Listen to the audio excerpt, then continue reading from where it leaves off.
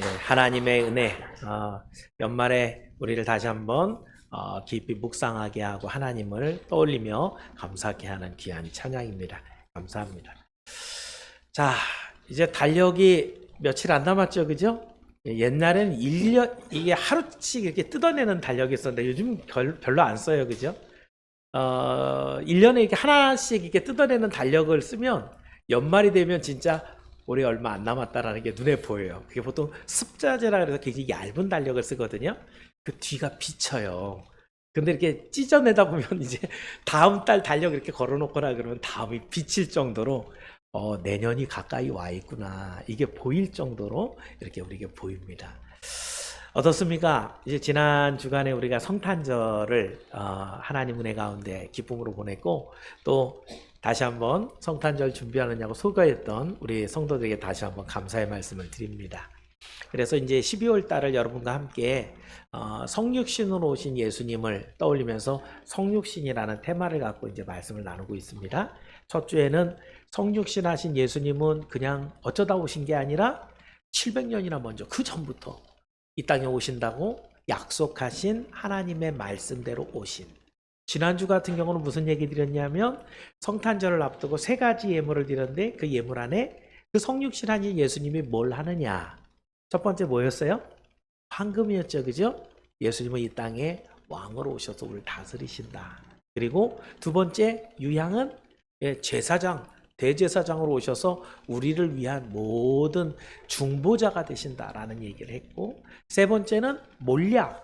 이 몰약은 죽은 시체다 바른 거라 그랬어요, 그죠? 예수님의 대속의 죽음을 상징하는 이 세 가지 예물을 동방박사들이 와서 주님께 드렸더라 라는 얘기를 하면서 우리 예수님이 나와 어떤 관계가 있는가 이걸 생각해 봤습니다. 자, 이제 연말이 되면 여러분도 세상에서 송년회 또는 막년회 이런 걸 많이 하죠. 옛날엔 막년회라는 말을 많이 썼는데 요즘에는 송년회라고도 많이 쓰죠. 막년회가 무슨 뜻이에요? 제가 오늘도 혹시 실수하지 않으려고 한문을 다 찾아보고 왔는데 망자가 무슨 망자예요? 잊을 망자를 써요. 그러니까 지난 한 해 어떻게 하겠다? 잊어버리자! 라는 거죠. 그 한 해를 보내고 잊어버리는데 그래서 보통 어떻게 잊어버려요? 사람들이? 예. 요즘엔 그래도 많이 줄었어요. 그죠? 코가 삐뚤어지게 마시죠.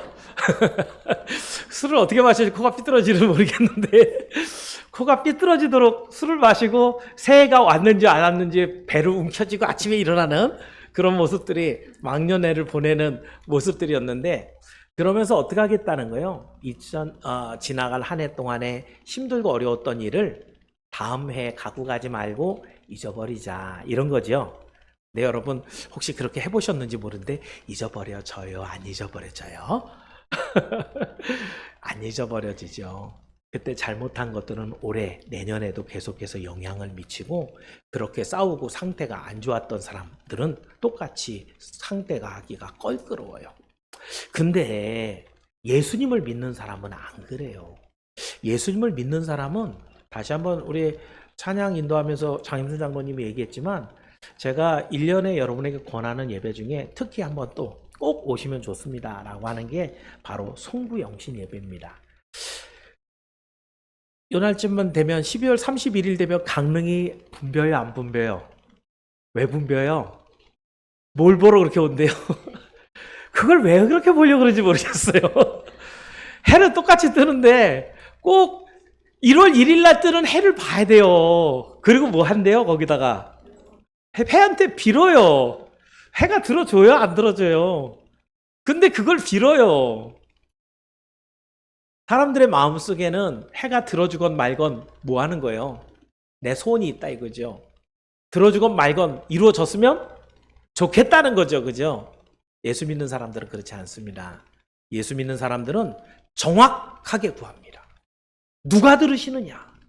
들을 귀가 있어야지요. 누가 이루어주시느냐? 능력이 있어야죠. 누구한테 우리가 말할 수 있냐? 우리를 사랑하는 분이지요. 그래서 우리는 송구영신 예배가 밤 11시 30분이에요. 한 해를 보내면서 마지막 시간을 하나님 앞에 예배로 모이면 예배가 30분 이내에 끝나는 예배 보셨어요? 우리 교회? 안 끝나죠, 그죠? 다음 해로 넘어갑니다.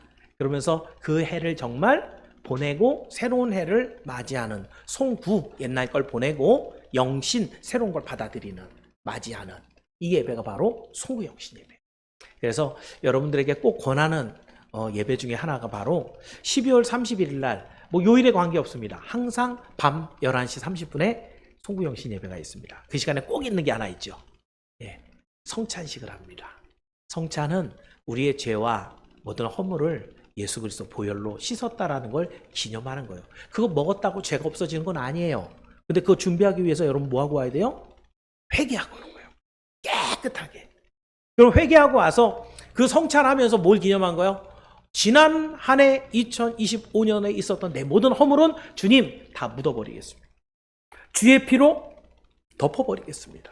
주님의 보혈로 씻어버리겠습니다. 그리고 2026년 시작을 어떻게 하겠다? 깨끗하고 정결하게 새 시작합니다. 이게 송구영신 예배의 의미예요. 그러니 세상 사람들이 송년회, 망년회 하면서 잊어버리겠다고 노력하는 것과 성도들이 하나님을 믿고 새롭게 한 해를 시작하는 것과 얼마나 질적인 차이가 있냐 이거죠. 그래서 오늘 우리는 이렇게 한 해를 보내고 새로운 해를 맞이하면서 내년에는 그러면 좀 복을 좀 더 받아야 되겠어요? 덜 받아야 되겠어요? 뭐 물어봐야 뭘 하겠어요, 그죠? 그럼 내년에 신앙은 조금 더 성장을 해야 될 것 같아요? 아니면 조금 더 꼬꾸라져야 될 것 같아요? 말해야 뭐 하겠어요, 그죠? 새해를 맞으면 결단이 있어야 되고 소망이 있어야 됩니다. 송구영신 예배에 그래서 여러분 뭐 내라 그래요? 제가 소원 기도문을 냅니다. 그 기도문을 1년 동안 기도하는 거예요. 그러면서 한 해가 마무리됐을 때 그 기도가 어떻게 됐는가 확인하는 겁니다. 그래서 여러분 우리 성도들은 예수 그리스도의 보혈로 구속함을 받았기 때문에 얼마든지 새로운 한 해를 새롭게 깨끗하게 출발할 수 있는데, 그렇다고 한다면 연종주의를 맞게 되는 오늘 우리는 1년의 마지막을 연종주의라 하거든요. 오늘 이 연종주일에 성육신을 입은 구속을 얻은 성도들은 그러면 어떻게 살아가야 될 것인가? 오늘 본문에 이제 제가 빨리 한번 말씀을 드리면 19, 20, 21절은 무슨 얘기하냐면 성육신으로 오신 예수님이 우리 가운데 계시다는 거예요. 그분이 대제사장은 우리 가운데 계시다는 거죠. 그죠? 22절에 그래서 뭐라 그랬어요? 그렇게 우리가 양심으로부터 모든 나쁜 것들을 다 그리스도의 보혈의 대속으로 깨끗함을 받았으니까, 씻었으니까. 그러니까 어떻게 하죠, 이제? 맨 끝에 뭐라 그래요? 22절? 하나님께 나아가자. 성육신의 은총을 입은 예수님을 나의 구주로 고백한 사람들은 어떤 사람이 되라는 거예요? 하나님께 나아가는 사람이 되라는 거죠. 그죠? 하나님 눈을 피해서 어디 숨는 사람이 되지 말고 하나님 앞에 자신 있게 나아가라. 어떻게? 제가 이과잖아요. 그죠? 그 부분이 오늘 본문입니다. 그래서 오늘 보실 말씀은 23절부터 25절까지 3계절에 있는 어떻게 하나님 앞에 나아갈 건가. 다시 말하면 내년에 우리가 어떤 결단을 가지고 새해를 시작할 것인가. 이거를 오늘 말씀을 나눌 겁니다. 오늘 말씀을 통해서 2025년도에 하나님은 이미 우리에게 많은 결실을 주셨습니다. 그리고 내년에 더 많은 놀라운 복과 하나님의 영광 드러낼 걸 소망하면서 올바른 성경대로의 결단이 여러분에게 있어서 2026년의 시작과 그 마침까지 하나님의 복과 영광이 가득한 한 해가 되기를 주님의 이름으로 축원합니다. 그래서 오늘 드리는 말씀 제목, 하나님께 나아가는 성도, 어떻게 해야 하나님 앞에 나아가는 거냐? 세 가지로 봅니다. 첫 번째, 같이 따라해 봅니다. 소망의 고백을 굳게 잡아야 됩니다. 자, 23절 말씀인데요. 한번 읽어볼까요? 23절 시작.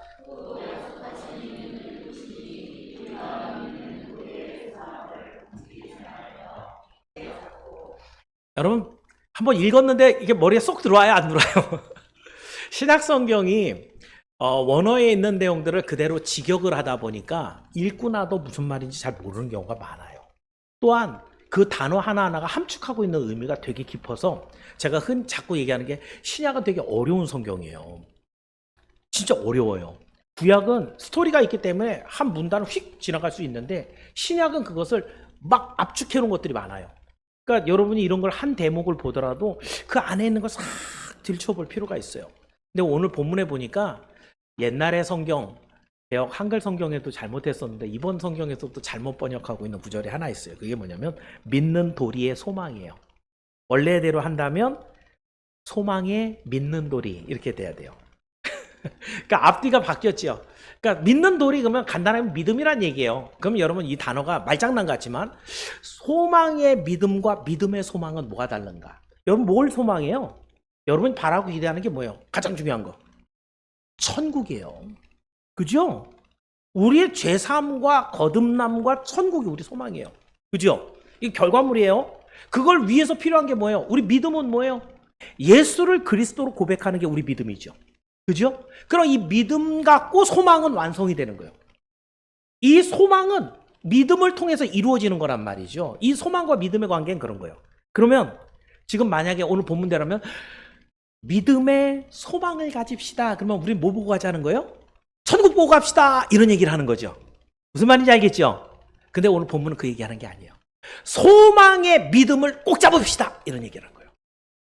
당연히 믿음을 갖고 있으면 소망인 천국은 주는데 그 천국을 바라보는 여러분의 소망을 꼭 잡고 있는 이 믿음, 요거 놓치지 마십시오.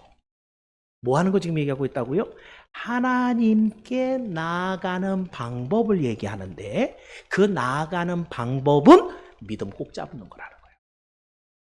믿음을 꼭 잡지도 않으면 하나님 앞에 나가는 방법은 없다는 거예요. 하나님 앞에 나아가길 원합니다라고 하면서 믿음을 붙잡으려고 하지 않는 사람은 거짓말하고 있는 거예요. 성경이 그 얘기를 하고 있는 거예요.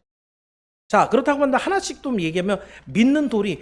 믿음이라고 쓰면 좋지 왜 믿는 도리야? 이건 또 어디서 나온 말이야?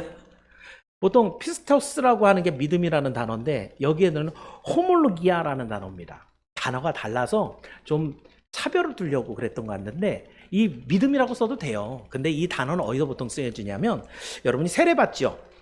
세례 받을 때 아무나 세례 줘요? 아니면 어떤 사람한테 세례 줘요? 뭐가 있어야 돼요? 나 예수님 믿어요. 그 고백이 있어야 되죠. 그 믿음의 고백을 호몰로기아라 그래요. 믿음의 고백, 즉 믿는 도리라고 표현했지만 나 그거 꼭 믿을 거예요 라고 하는, 그러면 예수님을 믿는데 얼만큼 믿어야지 믿는 거예요? 우리가 세례 문답 제가 시험 치르는 문제 중에 마지막에 아주 OX 답안 같은 문제들이 하나 있어요. 환난이나 어려움이 있어도 예수를 믿겠습니까? 라는 질문이 있어요. 답이 뭐예요? 예, 그렇습니다. 답은 되게 쉽죠? 근데 삶 속에선 쉽지 않죠. 이게 믿는 도리예요.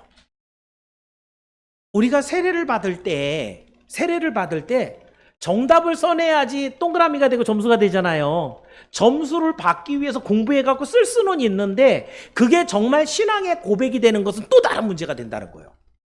그런데 세례를 제대로 준다는 것은 그것을 문제를 맞춰고 점수가 나왔기 때문에 주는 게 아니라 그 사람 마음속에 있는 진짜 믿음을 보고 세례를 주면, 그죠? 그게 진짜 세례가 돼요. 중요한 것. 한 가지만 더 물어볼게요. 여러분, 첫사랑을 회복해야 된다는 얘기를 많이 하잖아요. 에베소 교회가 네가 나에 대한 첫사랑을 버렸느니라, 그거 회복하지 않으면 내가 너를 내칠 것이다, 얘기하시죠. 첫사랑의 회복을 뭐라고 생각하세요? 우리 젊은이들이 생각하고 있는 감성적인 사랑이 아니에요. 그 사랑은 여러분, 이 첫사랑이라고 하면 예수님이 나에게 찾아와서 가슴이 먹먹해지고 뻑하게 차여는 그런 눈물 쭉 흘렸던 그런 진지한 사랑 아닙니다. 첫사랑의 회복이라는 것은 세례를 받을 때, 내가 예수님을 믿을 때 나는 이 모든 삶에 예수 중심의, 예수 우선의 삶을 살겠다고 고백했던 바로 그 세례의 시간, 그게 첫사랑이에요. 그러니까 여러분이 자꾸 잘못 생각하는 게 많은 거예요. 이거 내 생각대로 판단을 하고 내 생각대로 해석을 하니까 엉뚱한 믿음이 만들어져요. 첫사랑이라는 것은 주님 앞에 내가 사랑 고백을 한, 신앙 고백을 한 바로 그 자리, 세례의 자리예요. 그것을 다시 회복해서 돌아오는 거예요. 그러니까 여러분, 세례는 최고예요. 세례에 받았던 그 고백이 있으면 서리 집사를 줍니다. 그 세례의 고백이 있으면 중직자를 줍니다. 세례의 고백이 있으면 목사도 세울 수 있어요. 세례가 그만큼 중요한 거예요. 세례 받고 나서 서리집사, 서리집사라고 중직자 더 위에가 목사 아니고, 세례라고 하는 그 안에 하나님 앞에 드려지는 믿음은 쫙 다 올라가 있는 거예요. 그러니까 여러분, 하나님 앞에 나아가는 자는 여기에 있는 대로 이 믿는 도리의 소망, 즉 소망의 이 믿음을, 믿는 도리를, 그 처음에 고백했던 그 고백을 꼭 잡아야 된다. 그 잡는 방법을 보니까 그 뒤에 어떻게 돼 있어요? 움직이지 말며 굳게 잡고. 그러면 하나님을 믿을 때 예배 시간에도 눈 돌리지 말고, 이것도 안 돌리게, 이거 움직이지 않는 거예요. 원어적 의미가 흔들리지 않는, 뭐에 흔들리지 않는, 외부의 환경이나 내 고집이나 내 즐거움이나 여러 가지 문제들이 나를 유혹할 때 그런 것에 흔들리지 않는 믿음. 처음 주님을 믿겠다고 고백한 그 자리에서 어떤 것이 불어닥쳐도 흔들리지 않는 그 믿음. 여기에 굳게 잡고는 말 그대로요. 꼭 잡는 걸 말해요. 그 믿음을 그래서 꼭 잡아라 라고 말씀합니다. 당시에 여러분, 이 히브리서는 누가 썼는지가 좀 불분명해요. 신약 성경의 이 서신서 중에 이 쓴 사람이 제일 확실하지가 않은 성경 중에 하나가 히브리서입니다. 근데 받는 사람은 누굴까요? 네, 이 히브리서가 왜 히브리서냐면 히브리인들한테 보냈어요. 왜 히브리인들한테 보낸 이 히브리서가 왜 중요한가? 당시 배경이 좀 있어요. 당시가 시간이 좀 흐르면서 어떤 시간이었냐면, 유대인 중에서 먼저 예수님을 믿은 사람들이 많았잖아요. 그죠? 근데 거의 대부분은 유대인들은 예수님 잘 믿었어요? 안 믿었어요? 안 믿었어요. 그럼 그 사람들 뭐 믿어요? 유대인들 뭐 믿어요? 그걸 지금도 뭐라 그래요? 유대교라 그래요. 유대교. 유대인들만 갖고 있는 여호와를 섬기는 구약 성경에 아직도 있는 사람들, 유대교라 그래요. 근데 이 유대교에 있는 사람들 입장에서는 예수 믿는 사람들이 뭔 거예요? 신흥 이단 세력이에요. 근데 시간이 지나면서 이 둘이 점점 더 갈라집니다. 근데 누가 더 힘이 셀까요? 숫자가 누가 더 많아요? 유대교가. 그러니까 예수님 믿는 사람들은 한번 예루살렘 교회가 풍비 박산 났잖아. 그죠? 스데반 순교하고 난 다음에 팍 도망가고 완전 찌그러졌단 말이죠. 그러면서 무슨 일이 있는가? 유대교에 있는 히브리인들이 기독교를 믿고 있는, 교회 다니고 있는 히브리인들을 핍박하기 시작했어요. 그리고 죽이기 시작했어요. 유대교에 하나님을 믿지 않고 떠난 자들, 우상 섬기는 자를 뭐라 그랬어요? 돌로 쳐 죽이라 그랬거든. 그러니까 예수를 뭐로 볶는 거예요? 이단으로, 우상으로. 그럼 돌로 쳐 죽일 이유가 된다는 거죠. 그러니까 당시에, 근데 이 사람들이 그러면은 세상은 지금 누구 세상이냐면 로마 세상이에요. 헬라 사람들, 이방인들은. 유대인들 보니까 어때요? 바보들 지들끼리 싸워요. 그러니까 헬라인들한테 가면 아유 바보야, 니들은 니들끼리 싸우냐 조롱당하고, 유대인들한테 가면 핍박당하고 재산 뺏기고 죽임을 당하고. 그래서 마음속에 어떤 생각이 들었을까요? 야, 예수님 믿어갖고 안 되겠다.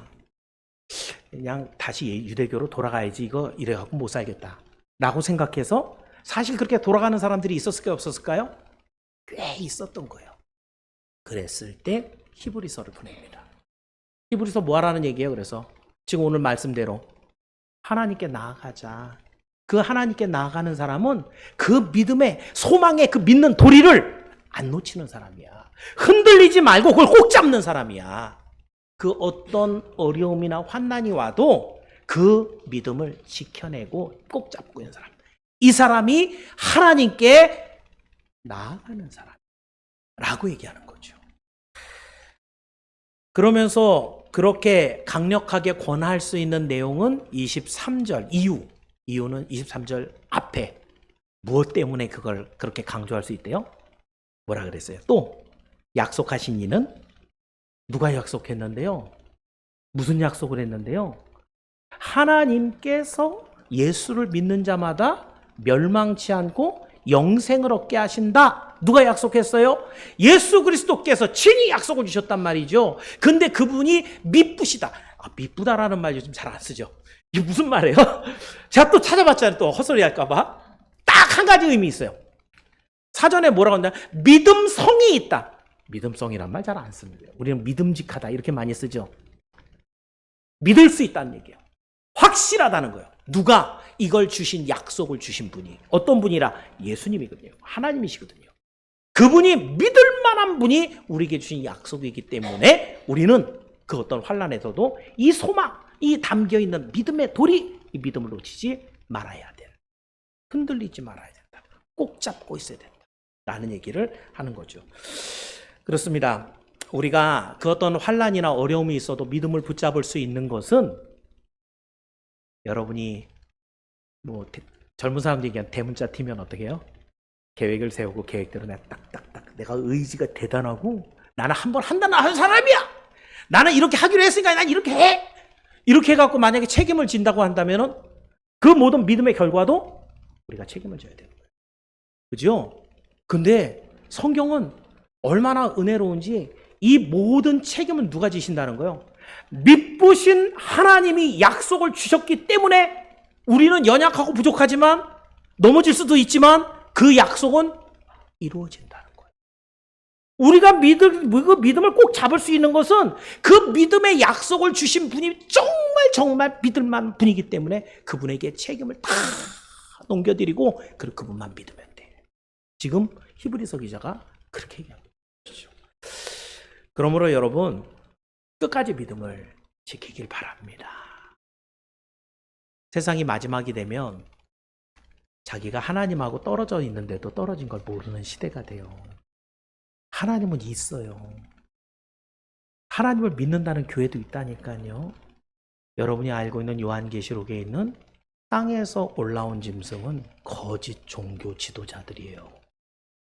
그들은 어마어마한 일들을 한다 그랬어요. 자기들은 하나님을 섬긴다고 생각을 하는데 무슨 말을 한다고요? 용의 말을 한다고요. 마귀의 말을 하고 있는데 말로는 하나님을 섬긴다고 얘기를 한다고요. 그 망령된 얘기를 하는 것들을 요한계시록 다 쓰고 있다는 거예요.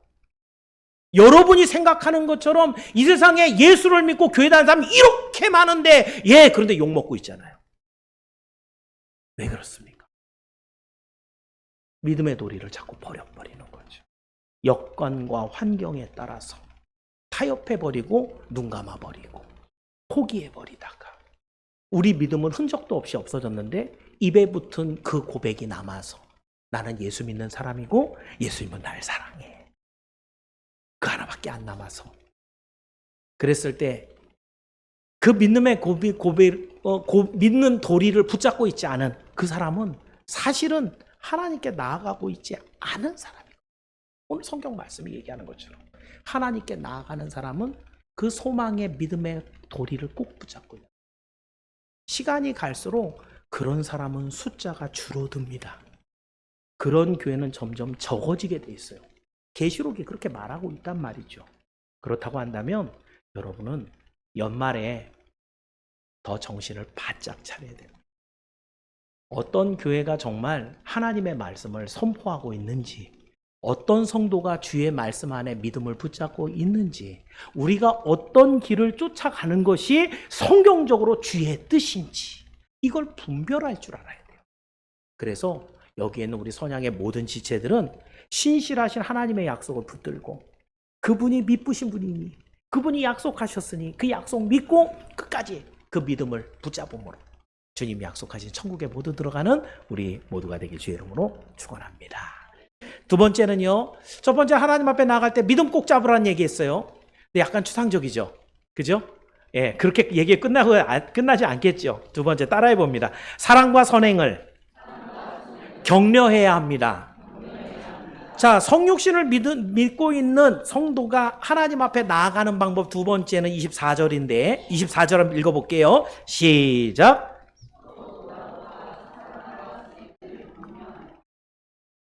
원어의 의미가 이 돌아보아. 제가 오늘 아침에 설교를 준비하면서 보통 설교 준비하면 제가 다 써놓고 어저께도 읽고 오늘 아침에만 설교 준비를 한 4시간을 해요. 설교할 준비를. 근데 오늘 아침에는 이 단어에 좀 많이 묵상을 해봤어요. 돌아본다. 원어적인 의미는 계속해서 서로에게 관심을 갖는다는 얘기예요. 여러분 한번 생각해 보시겠어요? 이제 한 해를 돌아보는 중이니까. 여러분은 다른 성도를 많이 돌아봐 주시는 분인가요? 아니면 다른 분들이 여러분을 많이 돌아봐 주시는 분인가요? 돌봄을 받는 분인가요? 돌보시는 분인가요? 근데 뭐가 더 여러분 좋아요?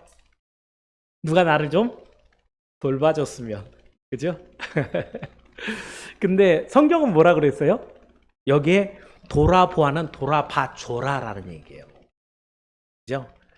제가 전에 한 10몇 년 전에 읽었던 책에 교회는 병원이다라는 그런 책이 있었어요. 그 안에 보면 사람들이 심령에 상처를 입어서 돌아온 사람들 한 명 한 명을 교회는 치료해줘야 된다. 그럼 여러분, 병원이 치료를 잘하려면 거기에 뭐가 있어야 돼요? 건물만 있어서는 안 되잖아요. 그죠? 왜 아산병원에 그렇게 사람이 많이 몰리는 거예요? 거기에 그래도 유능한 의사들이 있어요. 기술이 있고 경험이 많은. 또 거기에 기구가 좋은 게 많아요. 그렇죠? 약도 좋은 게 많아요. 그러니까 그 병원에 가면 뭐 한 거예요? 치료가 된다는 확신이 있으니까 사람들이 에이 동네 병원 말고 그러고 엄청 바빠요. 그래서 그렇죠? 교회가 그분 쓰신 그 책의 내용대로 교회는 치료하는 곳이고 병원이라고 한다면 그러면 환자가 더 많아야 될까요? 의사가 더 많아야 될까요? 근데 그 분이 써놓은 내용 중에 그런 내용이 있어요. 근데 교회는 분명히 병원이 돼서 치료를 해야 되는데 다들 그 침대에 누워있기만 하지 나 치료해달라고 팔 내놓고 빨리 바늘 꽂아달라고 얘기만 하고 있지 아무도 치료해 주려고 돌아보는 사람 아무도 없다.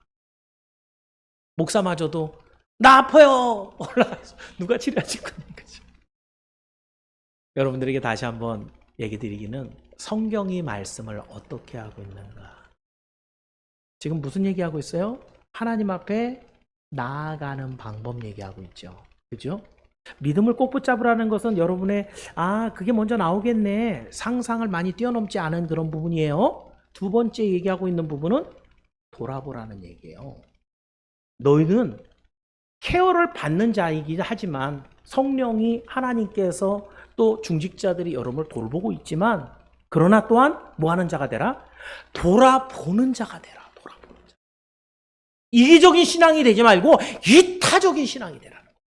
남을 먼저 볼 줄 아는, 남에게 배려할 줄 아는. 남이 한마디 딱 한 거가 나 이래갖고 교회 안 갈 거야. 이 뭐 한 거예요? 자기밖에 모르는 이기적인 신앙. 근데 저 사람이 그 얘기를 왜 했을까 생각하고 그 사람을 위해서 뭔가를 쏟아낼 수 있는, 그 사람을 위해서 배려할 수 있는 돌아보는 것이죠. 신약성이 굉장히 어렵다는 얘기를 제가 하는 거예요. 이 단어 안에 하나 들어있는 의미가 이만큼이에요. 또 오늘 제가 올라오면서도 우리 사모님들 길어 문맥 하나를 제대로 여러분에게 짚어드리는 게 이렇게 쉽지가 않아요. 많이 걸린다고요. 그런데 이 돌아보아가 오늘 포커스는 아니에요. 돌아보는데 돌아보는 방식이 어떤 거예요? 뭘 갖고? 사랑과 선행으로. 사랑이라는 건 여러분이 아시는 것처럼 성도의 당연한 의무입니다. 사랑하는데 여러분은 누구도 사랑하라 그래요? 성경이? 원수도 사랑하라. 여러분이 한번 지금부터 생각해 보세요. 여러분 누구 사랑하고 있는가? 맨 처음에 우리 남편이 원수인가요? 자, 남편, 자녀, 손주, 또 내가 막 전도한 사람, 나한테 선물 많이 주는 사람 사랑하죠, 그죠? 그 다음에 사랑하는 사람이 별로 안 떠오른다 라고 하면 내가 하나님 앞에 가까이 나가는 스타일은 아니구나 아시면 돼요. 사실은 예수님께서 무슨 말씀하셨냐면 야, 너희가 사랑하는 자만 사랑하면 이방인과 다를 게 무엇이냐 이랬어요. 세리와 이방인도 자기 자녀들, 자기 가족들 사랑할 줄 안다고요. 예수를 믿는 사람은 왜 그보다 더 뛰어나야 되는 거예요? 더 크고 놀라운 사랑을 받았기 때문이죠. 하나님의 선택을 받고 구원을 얻고 영생을 받은 사람, 그래서 그 소망을 천국에 두고 살아가는 사람이기 때문에 그 사랑을 오늘도 체험하는 사람이기 때문에 더 많은 사랑을 베풀도록 의무가 있는, 권리를 줬기 때문에 의무를 주는 거예요. 누가 싸우지 않고 누가 나한테 욕을 해도 참고 한 번 더 그 사람에게 손을 내밀어서 밥이나 한 끼 먹자. 내가 너를 위해서 기도했어. 더 좋은 얘기, 참 착한 얘기로 말할 수 있는. 사랑하라. 생각보다 쉬운 일이 아니죠, 그죠? 다음의 얘기는 선행인데, 선행이라는 것은 그냥 착하게 굴라는 얘기가 아니죠. 교회에서 얘기하는, 성경이 말하는 선행은 조금 더 달라요. 자, 선행은 사랑을 베푼 결과물입니다. 사랑하는 마음이 있어야 선행을 할 수 있어요. 사랑을 해야 선행의 열매가 나오는 거예요. 그러면 여러분, 이 선행이라는 거 어떻게 하는 거냐면, 에베소서 2장 1절, 왜 우리는 선행해야 돼? 사랑하고 선을 베풀어야 되는가? 에베소서 2장 1절 한번, 10절, 2장 10절 올라와 있으면 한번 읽어볼게요. 시작.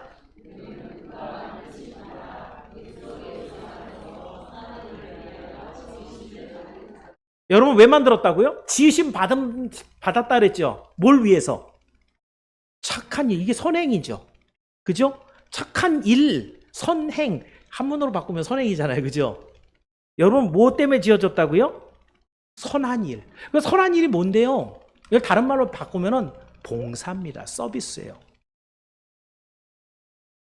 제가 그래서 제 설교를 이제 좀 얘기하신 분하고 얘기를 하다가 이분이 제일 못마땅했던 것 중에 하나가, 왜 목사님 당신은 설교하는 게 기승전 봉사로 끝납니까? 라고 얘기하신데, 제가 그분에게 말씀드리고 싶으면, 예, 성경이 그렇게 말하고 있으니까요. 성경이 그렇게 말하고 있으니까요. 우리는 존재 자체가 뭐 때문에 만들어진 사람들이라고요? 선한 일을 하도록 만들어진 사람이에요. 성경이 그렇게 말을 해요. 그러니까 우리가 어떻게 태어났는지, 어떤 어려움 속에 있었는지, 어떤 도움을 받았는지, 어떤 소망을 받았는지, 어떤 복과 능력을 받았는지, 그럼 이 기승전을 통해서 뭐래요? 선행. 이게 성경이에요. 그러니까 오늘 여러분이 설교를 듣다 보면 마지막 결론은, 아우, 착하게 살아야 되겠다. 이게 맞죠. 하나님의 뜻대로 살아야 되겠다. 이게 맞죠. 이러라고 설교를 하는 거예요. 자, 또 한 구절 한번 볼까요? 뭐 여기만 그런 게 아닙니다. 이 선한 일을 잘하면 그 다음에는 제일 잘하는 사람을 뭐 해야 되겠어요? 교회 안에서. 그 사람이 목사해야 됩니다. 그렇죠? 보통 감독이라고 표현하는데, 예, 이 사람은 디모데전서 3장 1절에 이렇게 돼 있어요. 자, 디모데전서 3장 1절에는 감독, 목사의 자격을 얘기할 때 이렇게 얘기합니다. 한번 읽어볼까요? 3장 1절 시작.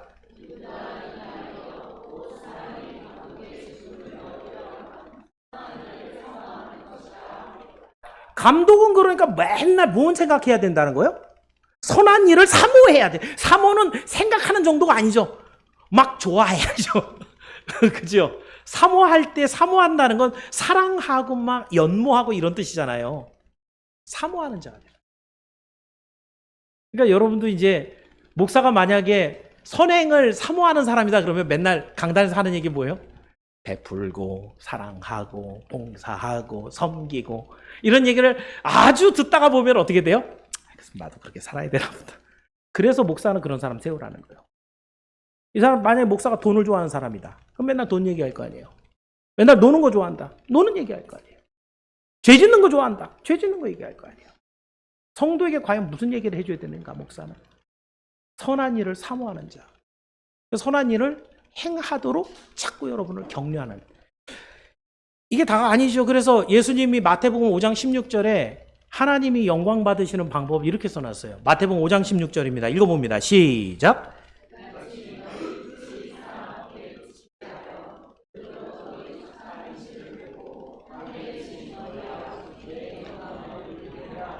여러분이 잘 알고 있는 것처럼 사람이 존재하는 목적은 하나님의 영광을 위해 살아갑니다. 그죠? 근데 어떻게 영광을 올려드려요? 예수님이 하신 말씀이에요. 우리가 하나님의 영광을 돌리는 방법은 되게 많이 있거든요. 예배를, 전도를, 기도를. 근데 예수님은 단적으로 지금 이 마태복음 5장은 산상수훈이라고 하는 어마어마한 교훈이란 말이에요. 그 중에 첫 번째 단락 마무리를 이게 16절이에요. 이게 소결론이라는 얘기예요. 그 소결론에 드린 얘기가 뭐냐면 이같이 너희 빛, 너희가 세상을 향한 진리의 빛, 복음의 빛, 이걸 비춰서 사람 앞에 쫙 비춰서 그 빛이 너희의 착한 행실로 드러나 결과가 뭐가 돼요? 하늘에 계신 너희 아버지께 영광을 돌리게 하라. 이게 하나님 예수님께서 우리에게 주신 산상수훈의 첫 번째 결론이에요. 그러니까 우리가 모든 하는 일들은 선한 일을 통해서 우리 하나님이 기뻐하시고 그 선한 일을 통해 당신이 하나님이라는 영광을 받으신다. 중요한 것은 제가 이렇게 얘기하지만 사랑하고 사랑하는 사람 말고 그죠? 원수도 사랑하라 그랬으니까 원수도 사랑하고 모든 사람을 품어서 선한 일을 감당하는 일이 이것이 쉽게 나옵니까? 욕하고 싸우는 것은요 안 배워도 금방 해요. 근데 착한 일 하는 거는요 훈련해야 돼요. 웬만해 갖고 쉽지가 않아요. 많이 받은 게 있어야 나도 한번 뭘 해주죠. 그죠? 뭔가 이게 좋은 거다. 이걸 하면 하나님이 상을 주신다. 자꾸 훈련을 시켜야 겨우 10개 중에 하나 나올까 말까 하는 거예요. 우리는 그렇게 겨우겨우 훈련이 돼서 선한 일을 한 가지씩 하는 거예요. 그런데 오늘 본문에서는 이 선행과 사랑과 선행을 하도록 뭐 하라고 돼 있어요? 어떻게 하라? 격려하라. 이 격려라는 이 파록시스몬이라는 단어도 참 재밌는 단어입니다. 예, 원어 안에는 잘했어, 잘 때렸어. 잘은 안 되지. 자, 격려라는 단어 안에는 세 가지 의미가 있어요. 하나는 선동하다, 두 번째는 자극하다, 도전주다, 세 번째 격려하다. 그 세 가지 중에 어떤 게 제일 약한 거예요? 격려하다가 제일 약한 거예요. 여러분 도전하고 자극하다 막 이런 게 약간 우리 입장에는 어떤 단어예요? 부정적이에요? 긍정적이에요? 그럼 선동하다 이런 단어는 어때요? 되게 부정적이죠. 근데 지금 뭐라 그래요? 지금 사랑과 선행을 선동해. 그죠? 네, 제가 그 신학교 다니면서 우리 설교학 교수님 말씀이 아직도 기억이 나요. 이 성경에서 선동이라는 단어는 긍정적으로 쓰였습니다. 긍정적으로 쓰였어요. 여러분이 우리가 선동한다라는 단어가 왜 부정적이에요? 야, 너 왜 선동질하고 다녀? 착한 사람들한테. 그 보통 이렇게 쓰죠. 선동질, 선동하는 막 이러면 나쁜 의미로 보통 이제 사람들 착하고 평화로운데 또 여기 아주 골목대장 같은 사람이 하나 팍 일어나갖고 아니요! 이런 얘기하면 안 됩니다! 우리 걸 쟁취합시다! 이게 선동이잖아요. 그죠? 여기 이거를 안 좋은 의미로 받아들이는데 성경에는 긍정적으로 받아들인다고요. 왜냐하면 이 세상이 죄와 사망으로 타락해 있는데 거기에서 벌떡 일어나는 사람은 어떤 사람이라는 거예요. 아니요! 틀렸습니다. 우리는 하나님께 나가야 됩니다. 우리는 죄를 버리고 선을 행해야 됩니다. 우리의 사랑을 비춰서 하나님 앞에 영광을 올려드립니다. 이 뭐라는 거예요? 선동이라. 그래서 설교자는 선동가이다라는 표현을 하셨어요. 설교자라는 단어, 설교라는 단어 안에 선동하다라는 원어적 의미가 들어있어요. 사람들이 생각하지 못하고 있는, 절대로 그렇게 하고자 하는 의지가 없는, 그런데 그 사람들에게 반향을 일으켜서 옳은 길로 데려가게 하는, 그게 설교거든요. 그래서 설교는 선동이다. 제가 그 얘기를 탁 들을 때 저도 선동이라는 단어는 굉장히 그 부정적인 그런 이미지가 강했는데 굉장히 충격적이었어요. 근데 선동질을 하고 다녀야 되는 건가? 지금 뭐 하고 있는 거야? 선동하고 있는 거죠. 뭐 하라고? 착한 일 하자고. 주님의 영광 드러내자고. 이 선동이라. 자극이라는 단어는 아까 격려라는 단어 안에 있어요. 격려는 여러분이 아는 대로 잘했어, 화이팅, 잘할 수 있어. 이게 격려죠. 가장 좀 가볍게 또 쉽게 긍정적으로 할 수 있는 격려라는 단어를 써놨지만 자극하다를 때 여러분이 보통 공부 잘 안 하는 자녀들을 자극할 때 어떻게 자극하세요? 일단은 자녀들이 제일 싫어하는 거. 야, 옆집에는 야 이번에 다 1등 받았대. 앞집에는 해갖고 거기 서울대 갔대. 쉬운 게 하죠, 그죠? 나도 열심히 했는데 자극하는 거, 그죠? 비교 대상이 있다는 거예요. 비교 대상이. 자극하다라는 단어 안에 비교 대상이 있다는 얘기. 어떤 비교 대상? 선행을 일삼는 이 사람. 그게 누군 거예요? 하나님 앞에 나아가는 네가 그런 사람이 되라는 거예요. 네가 사람들 앞에 믿음의 본을 보일 수 있는, 선을 보일 수 있는 그런 사람이 되어서 자극하는 거예요. 결론은 우리가 뭘 볼 줄 알아야 되는 거예요? 와, 저 사람 믿음 좋네. 어떻게 나도 저거 좀 따라갈까? 이게 성경이 바라는 바예요. 그죠?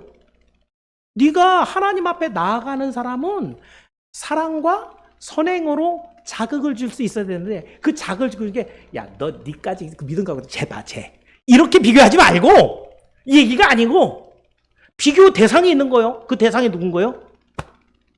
내 자신의 삶이 드러내놓고 얘기하지 않는데도 저 사람이 볼 때 야, 너는 어떻게 그렇게 예배를 열심히 드려? 너는 어떻게 그렇게 하나님의 말씀대로 살려고 애를 써? 너는 어떻게 이렇게 시간을 내서 기도를 해? 그거는 자기가 입을 벌리지 않아도 누가 봐도 다 알지요, 그죠? 근데 문제는 뭐예요? 그렇게 하는 사람은 하나님 앞에 나아가는 사람이라는 거예요. 그죠?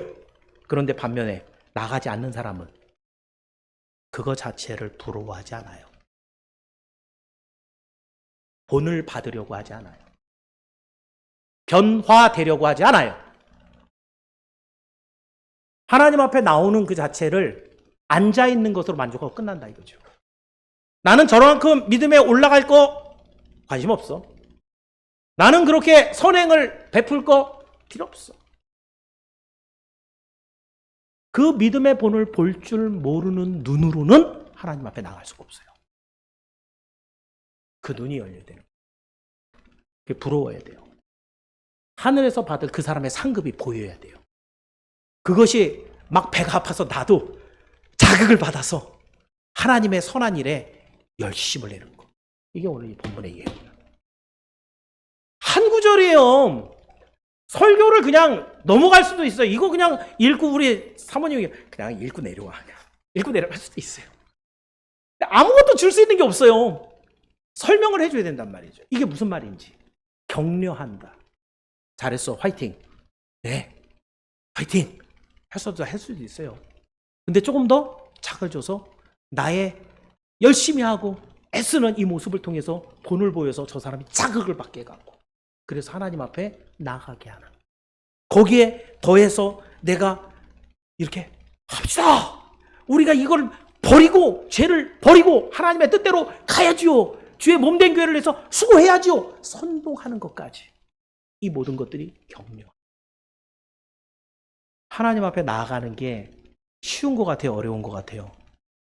어렵죠. 오늘 우리 찬양대가 하나님의 은혜 찬양했습니다. 뭐가 은혜예요? 구체적으로. 그냥 다 은혜예요. 이렇게 얘기하면 오히려 더 너무너무 쉬운 얘기가 돼버리고 뭐가 은혜인 거예요? 내가 그렇게 할 수 없는 사람인데 오늘 내가 하나님 앞에 나왔어. 이게 은혜인 거예요. 이건 나는 못하는 거예요. 나는 내가 그걸 원하질 않아요. 난 하나님 앞에 나갈 줄을 모른다고요. 나는 누굴 본받고 싶지도 않아요. 그런데 오늘 하나님이 나를 이끌어서 어떤 방법이 됐든 이 자리에 나와서 하나님의 말씀을 듣고 있는 그 자체가 하나님 앞에 나아가는 게 은혜예요. 참 우리는 이만큼 별 볼 일 없는 사람이라는 거예요. 우리의 수고와 능력과 노력과 의지로는 하나님 앞에 나아갈 수가 없어요. 이건 목사를 포함해서 여러분 다 마찬가지예요. 그런데도 하나님은 분명한 방법을 제시해 놓으세요. 사랑과 선행을 서로 격려해라. 격려해라. 서로 격려하니까 나만 격려하는 게 아니라 나도 격려를 받는 거죠. 그죠? 누군가가. 제가 어떤 때는 이렇게 성도들, 우리 성도들 진짜 그런 분들 많은데, 목사보다 낫다. 내가 창피하다. 랄 정도로 저에게 자극을 주고 또 격려를 주는 그런 분들이 있어요. 여러분으로 얘기하면은 어디서 그런 걸 많이 받아요? 선교팀 모임에서. 선교팀 모임에서 그래서 여러분들이 어떤 걸 나누셔야 되는 거예요? 연약한 성도들에게 칭찬하고 격려하고. 그죠? 근데 조금 믿음이 있고 연륜이 있다 그러면 어떻게 해요? 책망도 있고 그리고 권면도 하고 그러면서 더 하나님 앞에 나오도록 유도하고 그래서 하나님 앞에 조금씩 신앙의 본이 세워져 가는 이러한 변화가 우리 선양교회 선교팀의 모습이거든요. 당시에 여러분 핍박을 받고 있던 성도들 중에 이런 일이 있었겠죠. 예수님 잘 믿고 있었는데 저 사람이 도망갈 줄은 몰랐는데 핍박을 받다가 목숨의 위협을 느끼다가 유대교로 돌아간 사람이 있으면 그 사람이 만약에 집사님이면 권사님이면 장로님이면 옆에서 조용히 믿음 지키고 있던 사람들 어떻게 되겠어요? 장로님이? 권사님이? 믿음 버리고 유대교로 돌아갔네? 내가 뭐라고? 어떻게 돼요? 쓰담이죠. 차례대로 도미노 넘어지시니 또또또또또또또 다 돌아가겠죠. 그죠? 이게 사랑과 선행을 격려하라고 하는 이 히브리서 기자가 눈물을 쏟으면서 하는 말이라고 저는 생각을 해요. 그런 상황이 지금 벌어지고 있는 거예요. 근데 반대로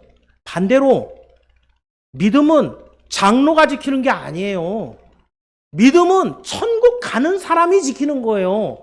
저 사람이 그렇게 믿음이 대단해 보이지 않았는데 그 꼬맹이 하나가, 어린 아이 하나가 두들겨 맞는데도 예수 믿겠다고 하고, 몽당 다 뺏겼는데도 그런데 다음날 또 교회 나와서 예배드리고, 이런 모습을 보는 다른 성도들, 나 이제 유대교로 돌아갈까 봐 라고 하는 사람들이 그런 아이의, 어린 아이의 정말 깨끗한 신앙을 보고 별거 아니라고 생각했던 그 사람의 신앙을 보고 어떤 생각하겠어요?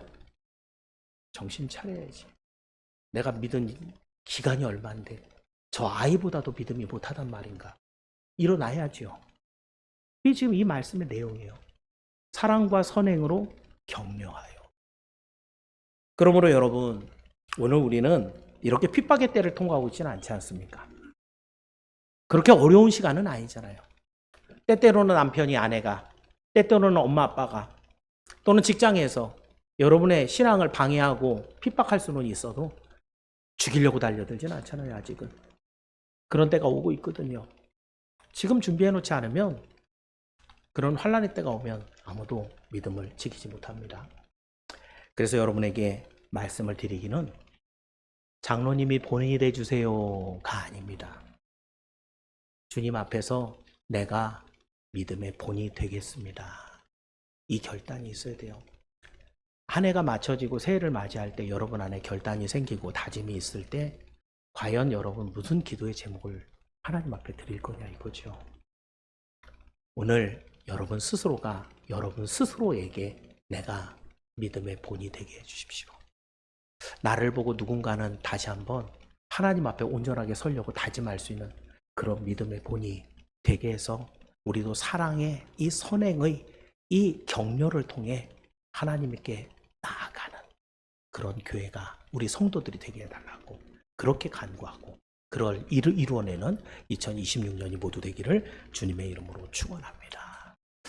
마지막으로 한 가지 더 봅니다. 마지막으로 보실 것은 종말이 가까울수록 예배에 힘써야 합니다.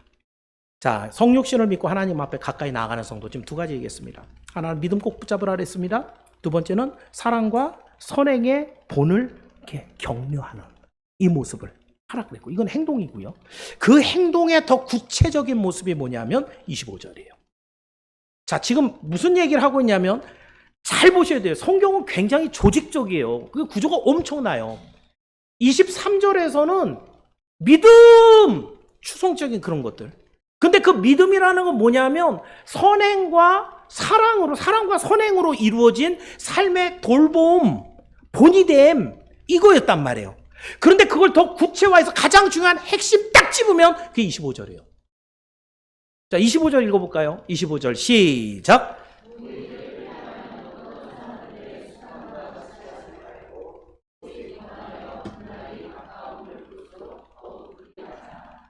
여기에 모이기라는 것은 세상에서 말하는 친목 모임이 아닙니다.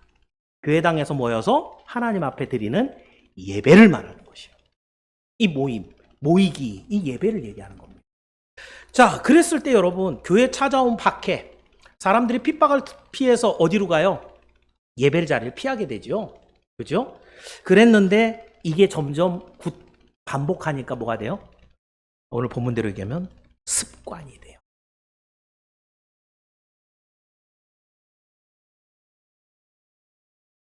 깊이 생각해 보십시오. 믿음은 어떻게 잃어버리는가? 예배에 안 나오는 것은 습관이 돼요. 습관은 믿음 없음이 됩니다. 여러분이 생각하는 것처럼 예배 나오는 게 그렇게 단순한 문제가 아니라는 것이에요. 아까 얘기 드렸잖아요. 23절에서 24절에서 25절 넘어갈 때 점점 구체화되고 핵심화되는 거예요. 그때 그 핵심 중에 핵심은 뭐라는 거예요? 예배라는 거예요. 예배에 목숨을 걸라는 얘기는 농담이 아닙니다. 예배 모든 게 달려있다는 거예요. 근데 예배 나온 게 싫어. 어떤 핑계를 대든지 이번 한번 예배를 빼먹고 싶은 거예요. 이미 나한테 믿음이라는 게 없구나. 알면 돼요. 그 믿음을 회복하려면 뭐 해야 되는 거예요? 어떻게 하든지 예배 나오는 거예요. 제가 재작년부터 얘기했던 한 번 더 예배 나오는, 여러분이 나올 수 있는 모든 여건에서 한 번 더 예배를 나오고자 하는 것은 여러분의 믿음을 확 끌어올리는 가장 중요한 수단이 됩니다. 반대로 예배를 잘 나오던 사람이 한 번 더 예배를 덜 나오기 시작하면 그건 믿음을 깎아먹게 되는 가장 좋은 빠른 길이 되어버린 거예요. 오늘 본문을 한번 들어가 보십시다. 오늘 성경에서는 예배를 빠지는 습관을 강력하게 지금 문책하고 있습니다. 왜냐하면 핍박이 두려워서 예배를 빠지면 그러면 교회가 결속력이 어떻게 돼요? 할 수 있는 일이 별로 없으겠죠. 사람들이 없으니까. 그죠? 결속력, 교회라는 것의 의미가, 교회는 모여서 예배 드리는 곳이 교회인데 그 교회의 결속력이 떨어지고, 결속력이 떨어지니까 그 안에서 모두 줄어요. 아까 얘기했던 하나님 앞에 나가는 사랑과 선행의 격려도 떨어지게 되죠. 떨어지니까 결국은 어떻게 돼요? 그 안에 있던 우리 믿음의 도리도 점점점 떨어져 버리는 거예요. 예배에서부터 깨지는 거예요. 그러니까 이걸 너무너무 잘 알고 있는 마귀가 시대마다 여러분에게 어떻게 하겠어요? 예배를 못 드릴 만한 이유들을 만들어. 종말로 갈수록 어떻게 되겠어요? 더 기가 막힌 방법을 통해서 예배를 못 드리게 합니다. 우리가 정말 한 번도 겪어보지 않았던 정말 역대급 어려움이 뭐 그렇다고 뭐 그렇게 크게 힘든 것도 아닌데, 그죠? 코로나 기간이 한 3년 있었는데, 제가 지금도 그 얘기를 합니다. 국가가 교회에서 예배를 못 드리게 한다는 것은 사실은 마귀가 하는 짓입니다. 마귀가 하는 짓이에요. 법으로 교회 가는 걸 막는 것 자체는 그 뒤에 마귀가 있는 거예요. 오늘 목사도 마귀한테 쓰임받을 때가 있어요. 그러니까 그렇게 했다고 그 정권이 무조건 나쁘다라고 얘기할 수는 없습니다.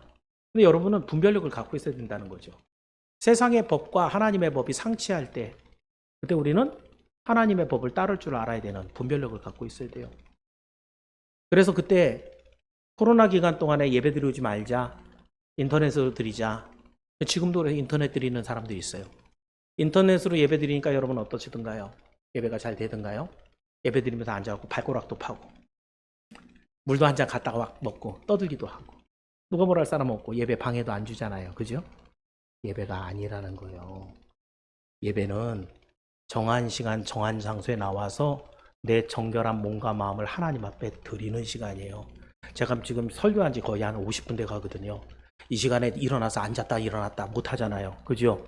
그 여러분이 하나님 앞에 자기를 제어해서 드리는 시간인 거예요. 그게 예배예요. 예배 시간이 왜 이렇게 길어? 죄송합니다만 그게 예배의 일부인 거예요. 하나님 앞에 나를 드리는 시간이거든요. 그 예배를 그러니 사람이 좋아하겠어요? 안 좋아하겠어요? 우리 인간의 본성으로는 예배를 좋아할 수가 없어요. 맨 죄만 지적하고 이래라 저래라 야단만 치는데 그 예배가 뭔 재밌는 일이 뭐가 있겠어요? 그런데도 그 예배 가운데 하나님의 말씀이 여러분을 찾아가서 여러분을 다시 한번 회복시키고 그 말씀의 능력이 여러분 삶에서 어떤 결과를 나타내는지 그걸 아는 사람들마다 예배 나온다. 그 예배가 얼마나 소중한지 안다 이거죠. 근데 마지막이 되면 이렇게 하나님 앞에 드리는 예배를 자꾸자꾸 패하게 합니다. 성경은 그래서 다시 한번 권면하기를 오직 권하여 그날이 가까울수록, 그날은 언제예요? 예수 재림하는 날입니다. 그랬을 때 교회와 성도는 시간이 지날수록 더욱더 예배에 잘 모여라 라고 명령하고 있어요. 여러분, 예수를 믿는 사람들이 예배에 모이지 않는다라는 것은 제가 여기다 좀 그렇게 심각하게 써놨어요. 구원을 받았다고 믿는다면서 예배를 그렇게 중요하게 생각하지 않는 사람은 자기 구원을 다시 한번 심각하게 고민해 봐야 됩니다. 내가 구원 받았는지, 구원받은 사람은 하나님 앞에 나올 수밖에 없어요. 그것이 너무너무 감사하거든요. 그 구원을 통해서 받는 하나님의 그 은혜가, 그 예배의 그 큰 은총이 너무 귀한 것을 알거든요. 근데 예배를 자꾸 빠지려고 하는 그 마음 자체, 아, 나 구원에 지금 문제가 있는 것 같아. 내 믿음에 문제가 있는 것 같아. 이걸 여러분이 진단할 줄 알아야 돼요. 성경은 이렇게 구원과 예배를 항상 연결해서 강조하기 때문입니다. 오늘 주님이 오시는 날이 점점 가까워하고 있는 것을 여러분 기억하면서 더 교회를 중심으로 모이기에 힘쓰십시오. 오늘 연말입니다. 새로운 한 해를 시작할 때 올 한 해는 다 털어버리고 가는 게 아니라 용서받고 갑니다. 리셋하는 겁니다. 하나님은 기억하지 않는다 그러셨어요. 내년도 또 리셋하고 싶지는 않잖아요. 그죠? 내년에는 뭔가 좀 하나님 앞에 보여드릴 만한, 하나님 앞에 당당한 믿음으로 서야 될 것인데 뭘 결단할 거냐? 뭘 결단할 거냐? 오늘 말씀대로 하면 제일 중요한 건 예배인 거예요. 이걸 기억하면서 오늘도 하나님 앞에 즐거운 마음으로 예배드리고 겸손하게 주를 맞이함으로 하나님을 기쁘시게 하는 여러분이 모두 되기를 축원합니다. 사랑하는 여러분, 오늘 우리가 연종주의를 보내고 12월을 성육신이란 테마로 나누면서 그 성육신이 오심으로 인해서 우리는 구원받았어요. 왕같은 제사장이 됐단 말이죠. 그렇다면 오늘 우리는 어떻게 살아야 될 건가? 한마디로 딱 끊어서 얘기하면 하나님께 나아가는 삶을 살아야 돼요. 그 하나님이 주신 구원이고 하나님이 약속한 천국인데 하나님께 나아가지 않으면서 무슨 그걸 받아요. 그럼 하나님께 어떻게 나아가느냐? 세 가지로 말씀드렸어요. 이 마지막 시대에 우리가 소망하고 있는 바 그 믿는 도리를 꽉 집어라. 꽉 잡고 있어라. 놓치지 말라는 거예요. 그걸 어떻게 꽉 잡고 있느냐? 사랑과 선행을 서로 격려함으로 내가 사랑과 선행의 본이 되고 내 사랑과 선행을 위해서 더 열심히 노력해서 원수도 사랑할 줄 아는 연습을 통해서 사랑과 선행을 많이 베풀어라. 그리고 그것의 가장 핵심은 하나님 앞에 나오는 예배를 통해 새 힘과 능력과 은혜를 입고 일들을 감당해라. 오늘 하나님의 말씀의 내용이에요. 간단하게 정리할 수 있지만 이거를 지금 여러분이 이 설교를 다 들었으니까 이 말씀이 이제 이해가 되는 것입니다. 오늘 마지막 며칠 남지 않은 이 시간을 통과하면서 하나님 2026년에 저에게 뭘 주시겠습니까? 저는 마음 먹었습니다. 주님 앞에 나아가겠습니다. 나아가는 자는 히브리서 제가 읽으려고 그러다 말았는데요. 히브리서 11장에 보면은 우리 하나님께 나아가는 자는 그가 계신 것과 그에게 나아가는 자에게 상 주시는 이심을 믿어야 할지니라. 하나님 앞에 나아가면 하나님이 계신 것을 믿기 때문에 구원이 있다는 얘기예요, 그 안에. 근데 그 사람에게 뭘 주신다고요? 상 주신다. 필요한 모든 것을 채워주신다고요. 그리고 우리 하나님 앞에 나아간 충분한 이유가 너무너무 많은 거예요. 이걸 기억하면서 연말연시에 술 먹고 코가 삐뚤어지지 마시고 세상 사람들처럼 잊어버리는 것이 아니라 다시 한번 하나님 앞에 마음을 가다듬고 결심 속에 결단 속에 하나님 앞에 나아가서 우리 하나님이 약속하신 복과 은혜가 2026년 여러분에게 풍성하게 넘치기를 주님의 이름으로 축원합니다. 기도합니다. 은혜로우신 주님, 2025년을 처음부터 끝까지 지켜주시고 인도하심을 감사합니다. 이제 오늘 한 해를 마무리하면서 어찌하든지 우리의 삶은 주님께 나아가는 삶이 돼야 되는데 혹시 우리가 방향을 잃어버렸으면 다시 한번 주를 바라보고 정조준하여 주를 따르게 하옵소서. 이제 지난 2025년에 우리의 허물들은 예수 그리스도의 보혈의 은혜로 깨끗이 씻어주시고 이제 새롭게 시작하는 2026년에 우리 하나님 앞에 나에게 주신 이 믿음에 꼭 붙잡는 믿음의 도리를 꼭 붙잡는 한 해가 되게 도와주시며 사랑과 선행을 더 많이 소중하게 여겨 격려하고 나눌 수 있게 하시고 그로 말미암아 더욱더 우리가 하나님 앞에 나오는 예배가 즐겁고 은혜롭게 도와주옵소서. 여기에 있는 우리 선양의 지체들 정말 귀하고 귀한 사람들입니다. 한 사람 한 사람이 주님 앞에 인도되어 이렇게 예배 자리에 있음을 감사하면서 이들이 날마다 신앙이 자라고 우리 하나님의 기쁨과 영광이 되어서 정말 이 선양교회가 시간이 갈수록 더욱 하나님의 뜻을 이루어내는 멋진 교회가 되도록 하나님께서 은총을 내려주옵소서. 예수님의 이름으로 기도하옵나이다.